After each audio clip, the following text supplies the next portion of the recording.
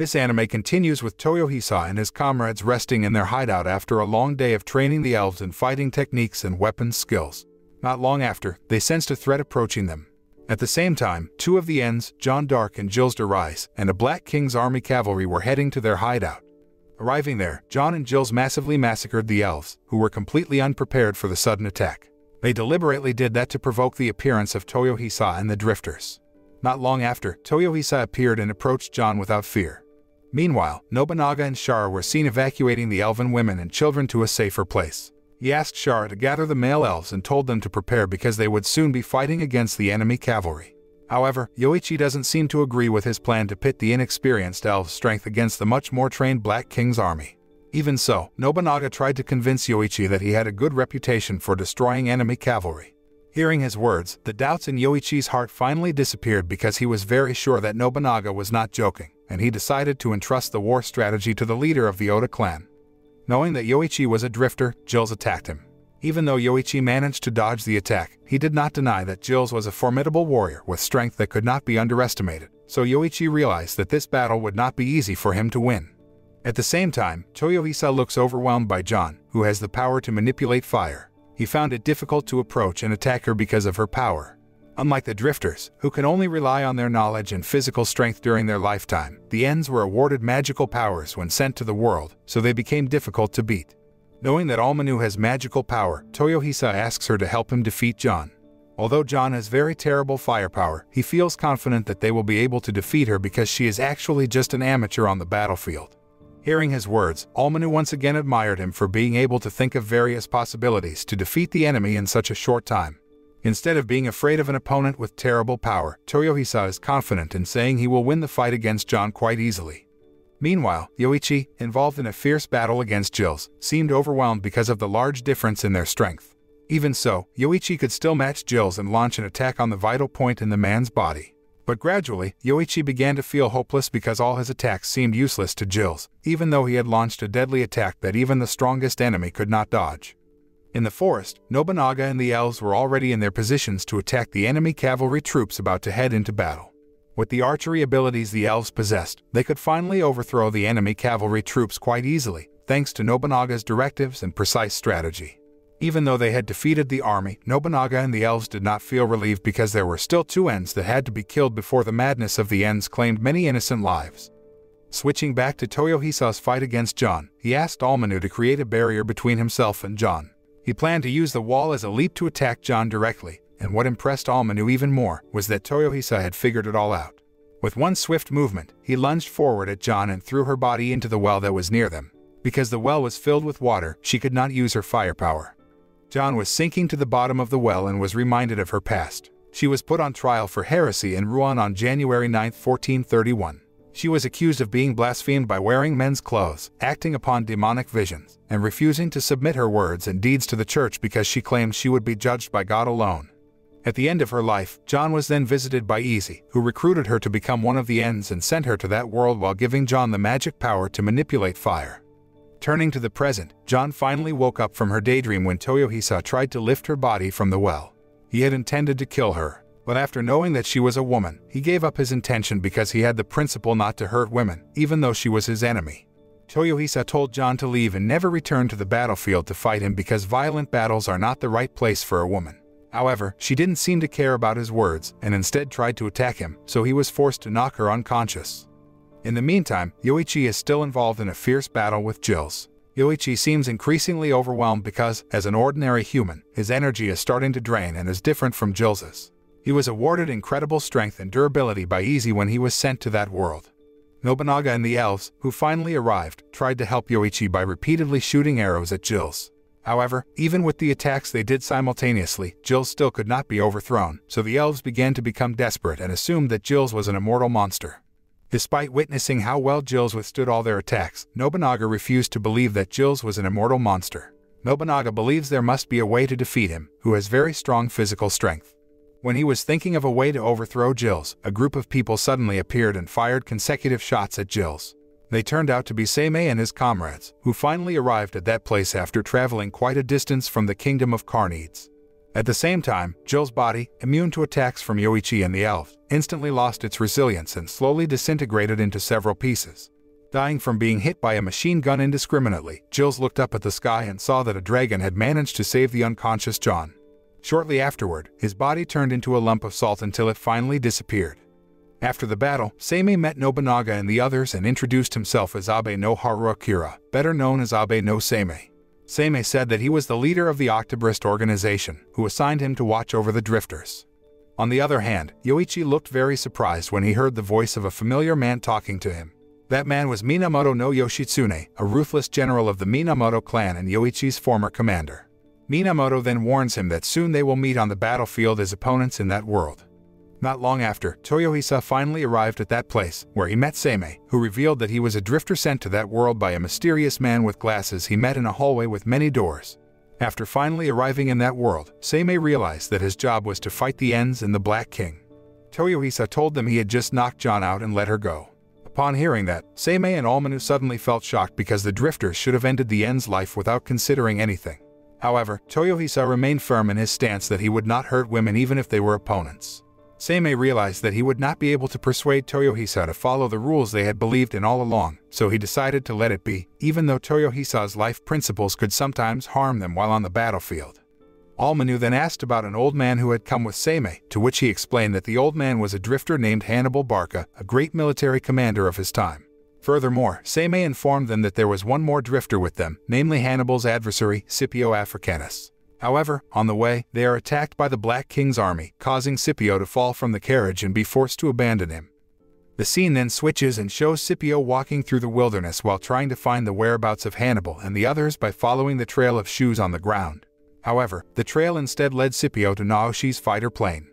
Not long after, Naoshi arrived with a tribe of anthropomorphic dogs who worshipped him because they thought he was a god who came down from the sky after he landed his plane in the forest. Seeing Naoshi, who is a human, Scipio then tries to explain that he is not an enemy and just wants to find the whereabouts of a group of people. However, due to the language difference between the two, Naoshi and Scipio misunderstand each other.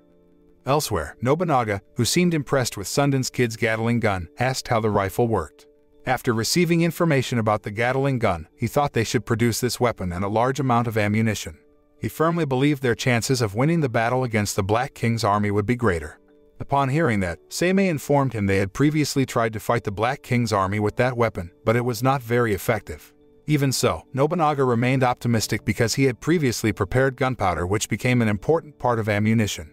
As for manufacturing machine guns, he will entrust it completely to the dwarves, the best blacksmiths in the world. Seeing his way of thinking and optimism, Seimei felt they had to monitor Nobunaga's every move in the future because it would be a dangerous threat if he was on the enemy side. Not only that, Seimei realized that he and the members of the Octobrist would have a hard time if they wanted to unite the drifters with the same goal.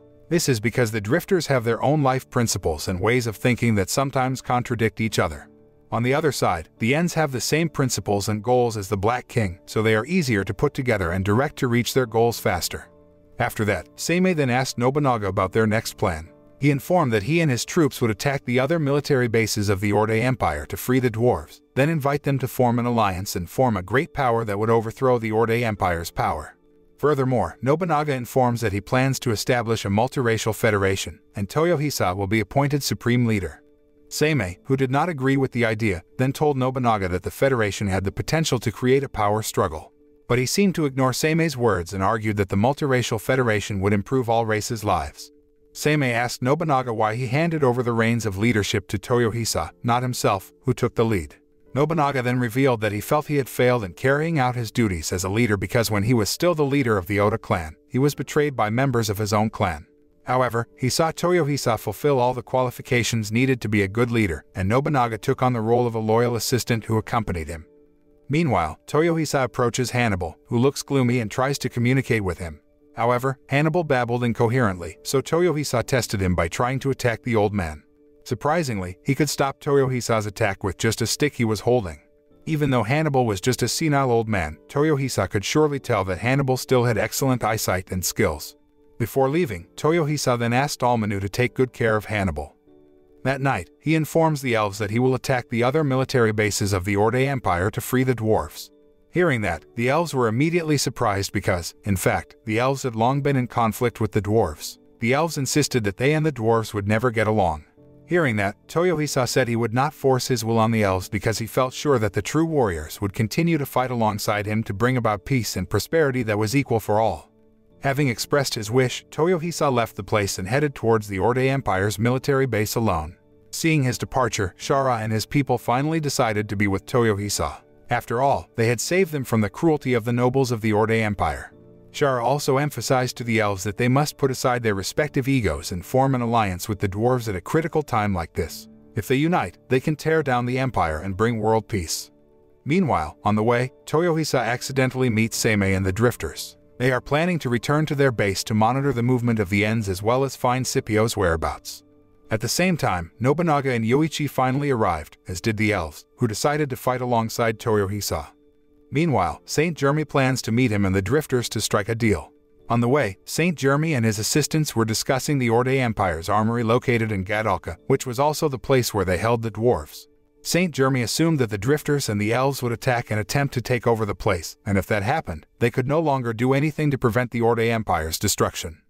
Long story short, Toyohisa and the elves finally arrived at Gadalka and immediately launched a surprise attack, according to Saint Jeremy's predictions.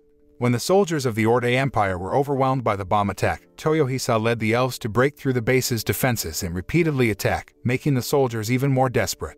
Meanwhile, Yoichi, who was in charge of securing the watchtower in Gadalka, managed to complete his task very well, thanks to his archery skills. Under attack from all sides, the soldiers of the Orde Empire became completely motionless, and they could not escape because they were surrounded by the enemy. Not long after, the elite force of the Orde Empire was finally deployed to the battlefield. Seeing the appearance of the elite troops, Toyohisa asked the elves to retreat while he would remain there with Almanu. He again asked her to help him with her magical power, where she then surrounded the Orde Empire's elite troops with a stone wall. After they were surrounded, he ordered the elves to shower them with bombs, instantly killing the elite soldiers without having time to fight back. The soldiers of the Orde Empire who witnessed how Toyohisa overthrew the elite troops without any effort became increasingly panicked and frightened because he not only had a very formidable fighting power, but also had intelligence in managing war strategies. The soldiers then closed the main gate so Toyohisa and his army could not enter Gadalka city. But their efforts were in vain because Nobunaga had anticipated this, and then asked Almanu to use her magical power combined with Yoichi's arrows to create stairs, so that Toyohisa and his army could climb the stone wall and penetrate the defenses at the gate. After successfully passing through the main gate, Toyohisa and the elves immediately split up to find the location of the dwarves who were supposed to be held there. They finally found where the dwarves were being held, where he looked surprised because the appearance of the dwarves he met in person was completely different from the image of the elves who said that the dwarves were horrifying creatures. In fact, the dwarves did not show any hostility towards the elves, and they were very grateful that Toyohisa and the elves had freed them from the Orde Empire's cruelty. Seeing the dwarves' cooperative attitude, Shara and the elves finally realized how important it was to unite forces to face a common enemy. After that, Toyohisa asked Shara and the elves to find a food warehouse and prepare food for the dwarves because Toyohisa would not continue the war if the soldiers starved. They held a banquet in front of the second gate, where he then asked the soldiers of the Orde Empire who were guarding there to surrender and promise not to take their lives. Toyohisa welcomed the decision of the soldiers of the Orde Empire. However, according to tradition in his home country, a commander who surrenders must end his own life to make amends for failing to achieve victory. Upon hearing that, the commander refused to end his life and begged him to spare his life. However, Toyohisa is a person who always adheres to the principles of his life, so he immediately intervenes to kill the commander's life and fulfills his promise to keep the other soldiers alive. Meanwhile, when Yoichi prepares to pursue the fleeing troops, a habit he developed when serving Minamoto in the past, Toyohisa stops him and tells him that he does not have to follow dishonorable orders anymore since this is their war, much to Yoichi's delight. Meanwhile, two members of the Octobrist who were monitoring the movement of the Black King and his army saw the Bronze Dragon, one of the 6 great dragons who seemed to have allied themselves with the Black King. Not only that, but they also found a herd of monsters who were cultivating like humans and assumed that the Black King was not actually planning to destroy the world but to destroy human civilization. The next day, Saint Jeremy and his assistants finally arrived at the Drifters' headquarters and met a man named Mills, who had been rescued by Nobunaga. Mills, a government employee in the Orde Empire, immediately welcomed Saint Jeremy's arrival and asked the purpose of his arrival at the headquarters of the Drifters, who were his enemy. Saint Jeremy said that he wanted to meet the Drifters. Hearing this, Mills informed that the Drifters and the Elven army were going to Gadalka to free the dwarves and ally with them. Saint Jeremy seemed surprised to learn that the drifters had actually gone to Gadalka as he had expected, which would indicate that the destruction of the Orde Empire was imminent. That's why he decided to wait for the drifters to return to the base until they returned from Gadalka. In the meantime, the Bronze Dragon came to the Black King not to ally with him but to express his displeasure that the Black King had presumptuously taken over the herd of the winged dragons who were actually the Bronze Dragon's men. However, the Black King did not heed the dragon's bluff and offered the Bronze Dragon as his subordinate. Hearing this, the Bronze Dragon suddenly felt angry because, indirectly, the Black King had despised the great dragons. The Bronze Dragon prepared to launch an attack on the Black King, but he was no match for the Black King, who could easily subdue the dragon. After being defeated by the Black King, the dragon begged for mercy and was finally willing to become his subordinate. Although the Black King seems to have tremendous power, as if it can multiply anything, including food ingredients, it is not an immortal being. Therefore, the Black King needs the help of the Ents to achieve his goal of creating a world without human civilization.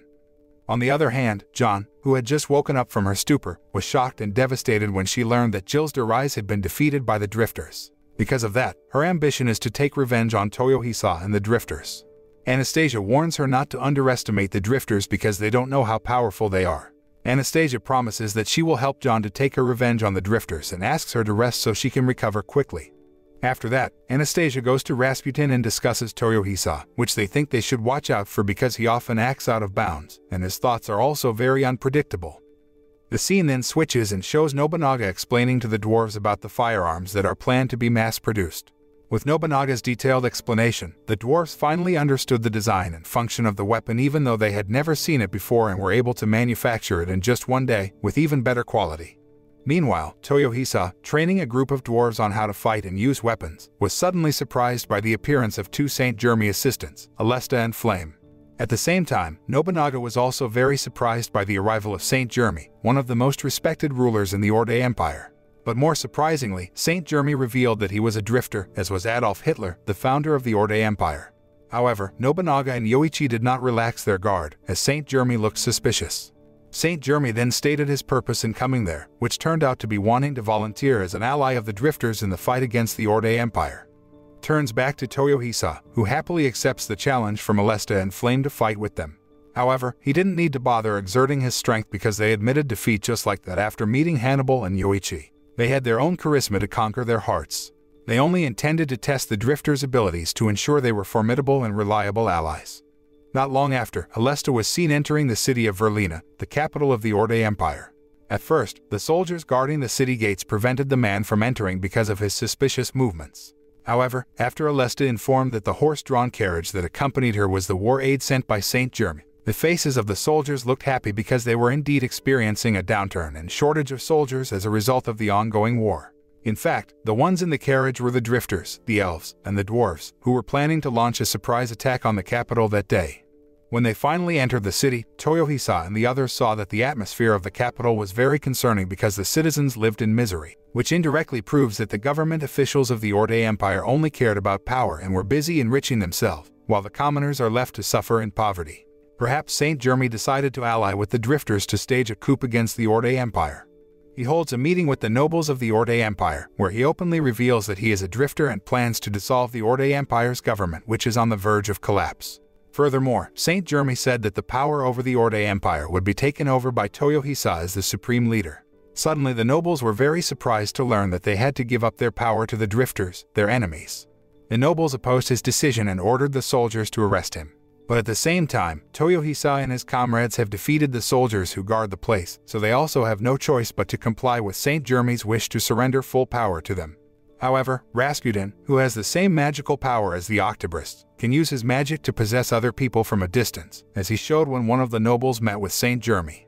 Rasputin warns Saint Jeremy that the drifters will not be able to take on the Black King and his army and looks down on Toyohisa and his comrades who were just at the scene. Rasputin told them that the Black King's army had actually infiltrated the city of Verlina and was just waiting for orders to carry out an attack.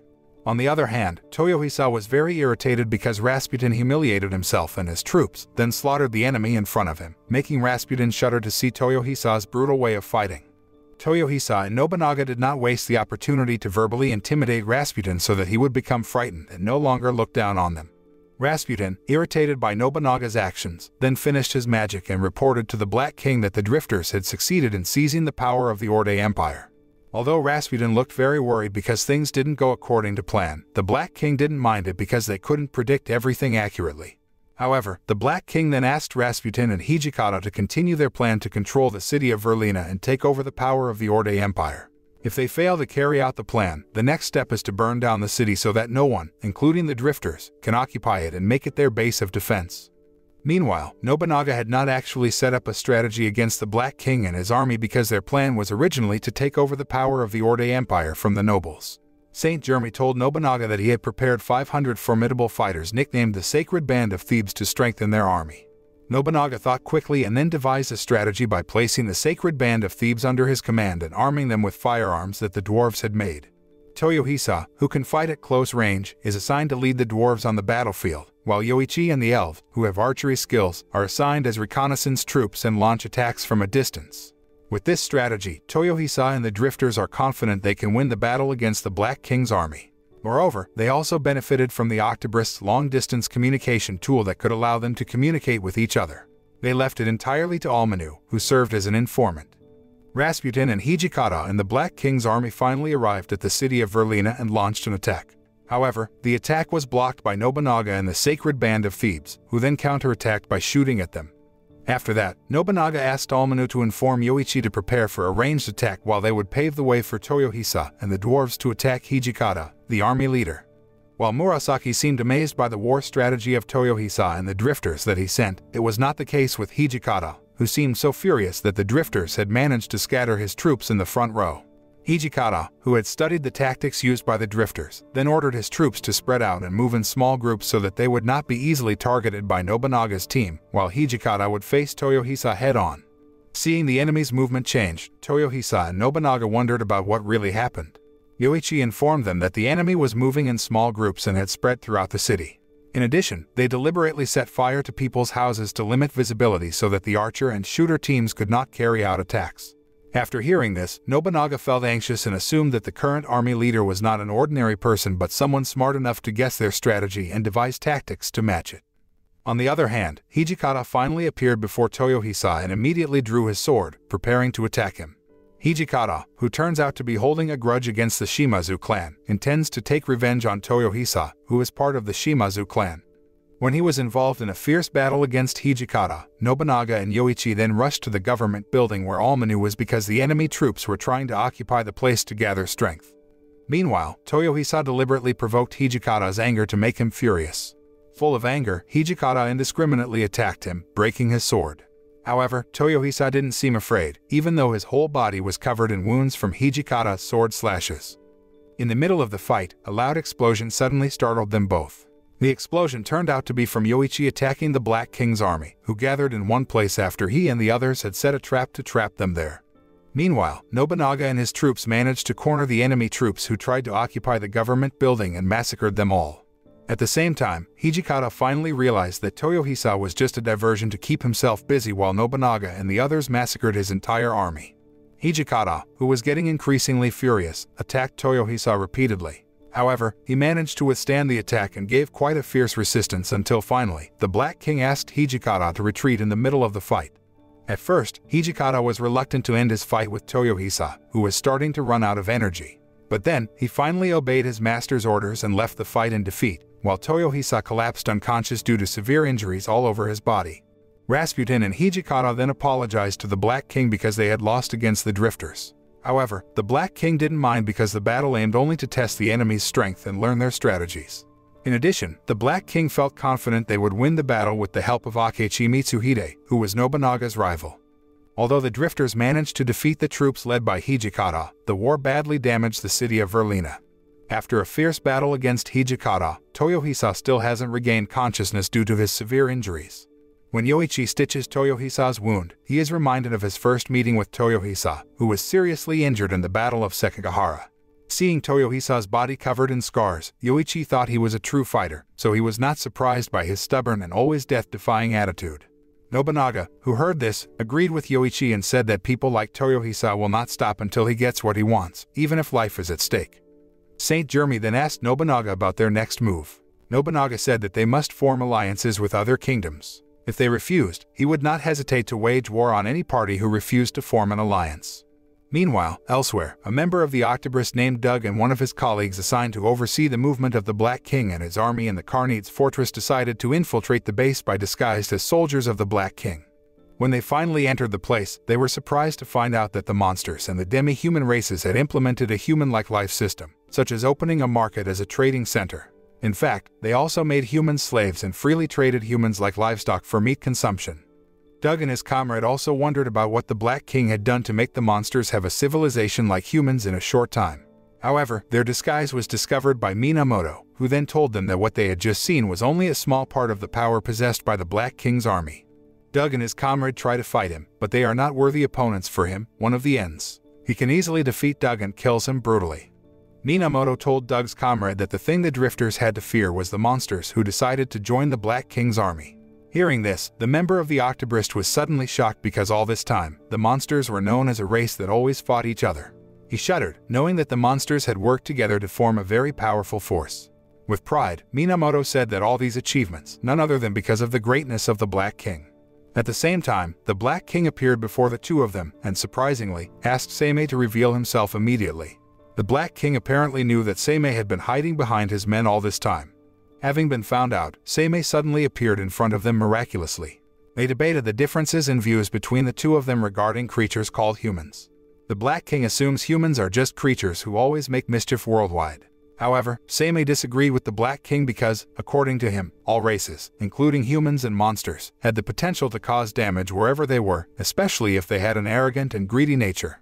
It didn't stop there. The Black King added that the drifters would only exacerbate the situation because they deliberately taught the elves and the dwarves about technology that could worsen the damage, such as firearms and explosives. Upon hearing that, Seimei didn't necessarily take the Black King's opinion for granted because humans and monsters, or other races, can cause chaos and destruction in the future, so destroying human civilization is not the solution to this problem.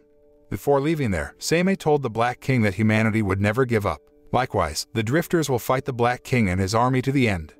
Meanwhile, after several days of unconsciousness elsewhere, Toyohisa finally woke up with bandages covering almost his entire body. Yoichi asked him not to push himself too hard in the next battle because even though he has physical strength that exceeds human, he is still an ordinary human who can be seriously injured and even lose his life. However, as usual, Toyohisa didn't care about Yoichi's words because, according to the principle of his life, he would put all his strength into fighting against the enemy and would not stop before defeating his enemies. Even Toyohisa had prepared himself if he had to lose his life in battle.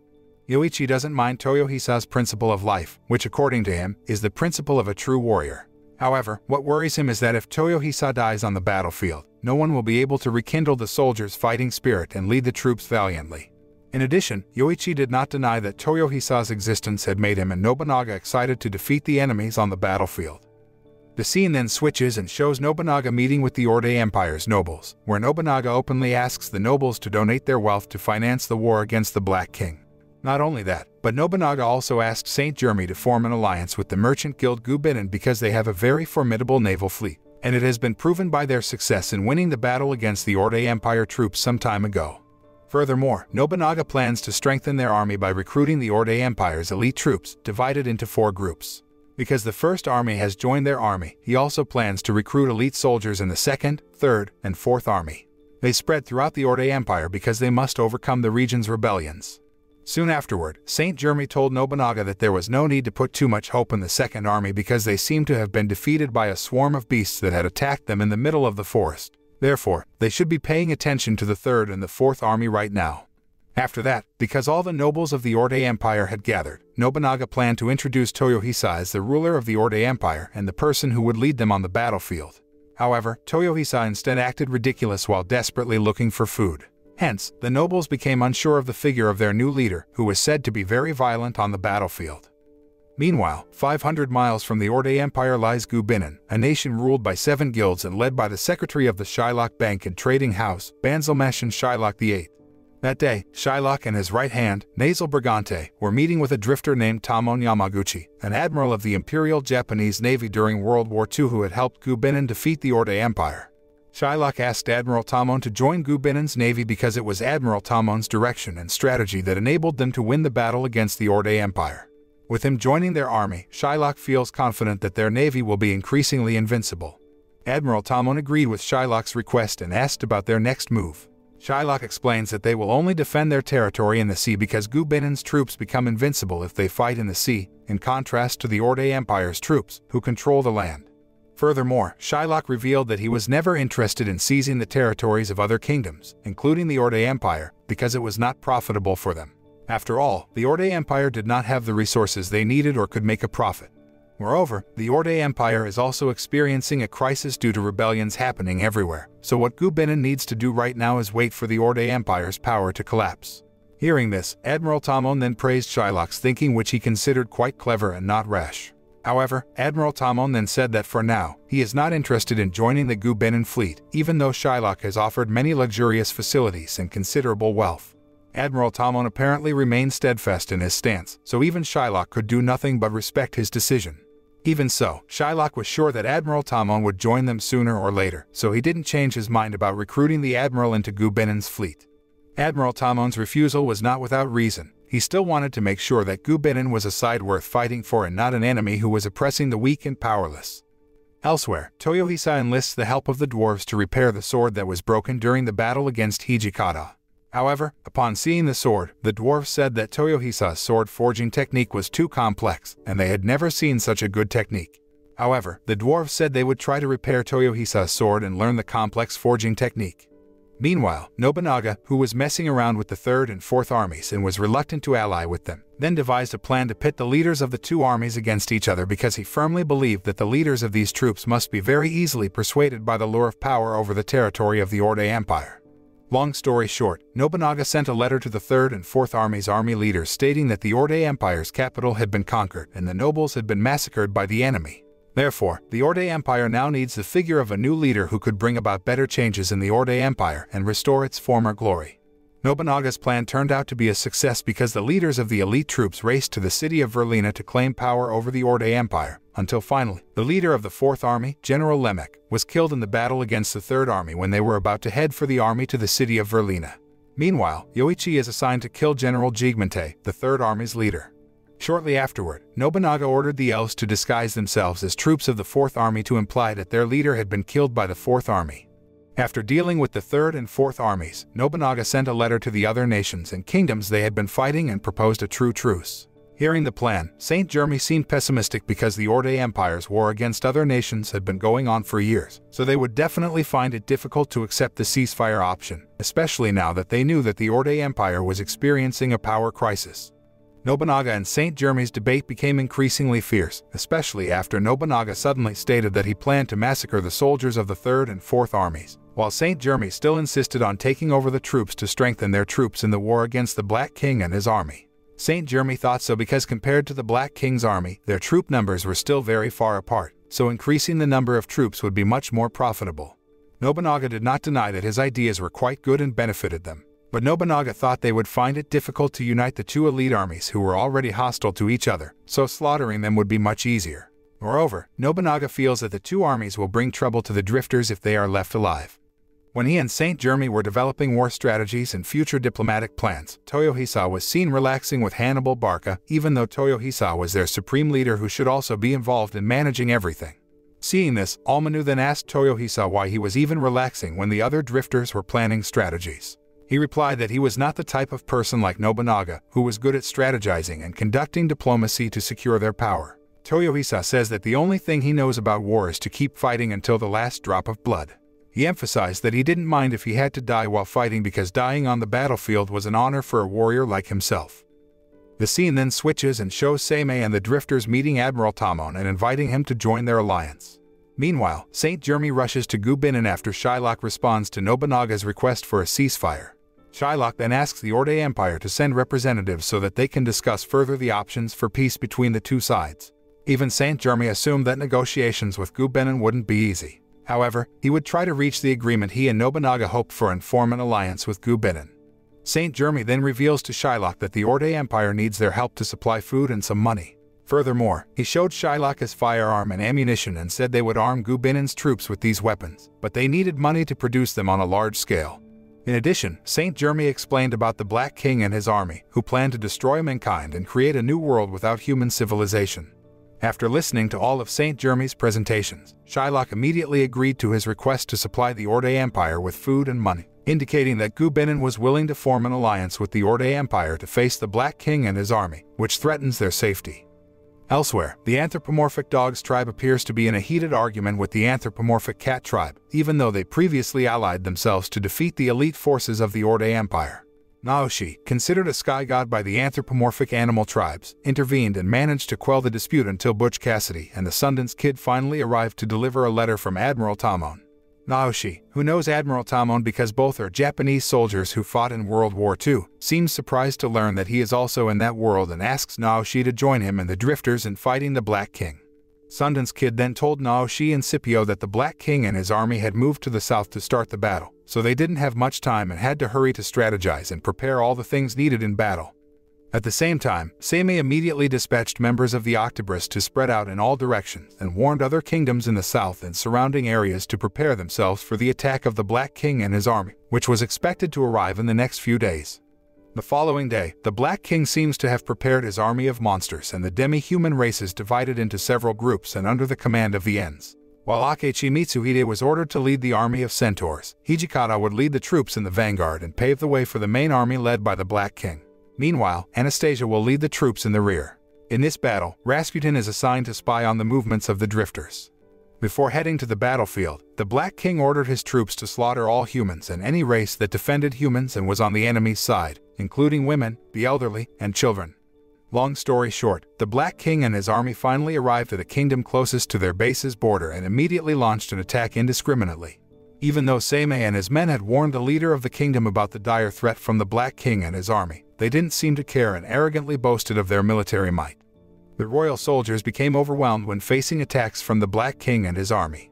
Not only did the kingdom fall apart, but Minamoto and his army also massacred the residents indiscriminately according to the orders of the Black King. Even John did not hesitate to use her power to burn the kingdom. Apart from the two, Hijikata also spread a terrible terror with his fighting power that could slay the enemy without touching him. After witnessing the massacre carried out by the Black King and his army, the remaining soldiers decided to flee. They warned the other kingdoms of the terrible fighting power possessed by the Black King and his army, so they had no choice but to form an alliance with the Drifters in the Orde Empire because they were the only hope they had to win the battle. After receiving a letter from Admiral Tamon, Naoshi rushed to meet him on his ship to ensure he was in that world. They engage in a conversation about World War II. Even though in that battle they have been defeated, in this battle they will fight with all their might to achieve victory. Naoshi showed the fighter plane and the firearms and ammunition he had to Admiral Tamon and Scipio, who were now allied with them. The first season ended with Scipio, who looked so amazed when he saw all these modern weapons and asked them both to tell the developments in the military world because he comes from the before Christ era, which indicates that the time gap between them is thousands of years. This is the end of this anime. The moral that we can learn from this series is that humankind has the potential to cause damage on this earth, but what we have to do is not to destroy human civilization but to eliminate the selfish, arrogant, and greedy traits in each of us, as well as aware of the importance of protecting the environment from things that cause permanent damage.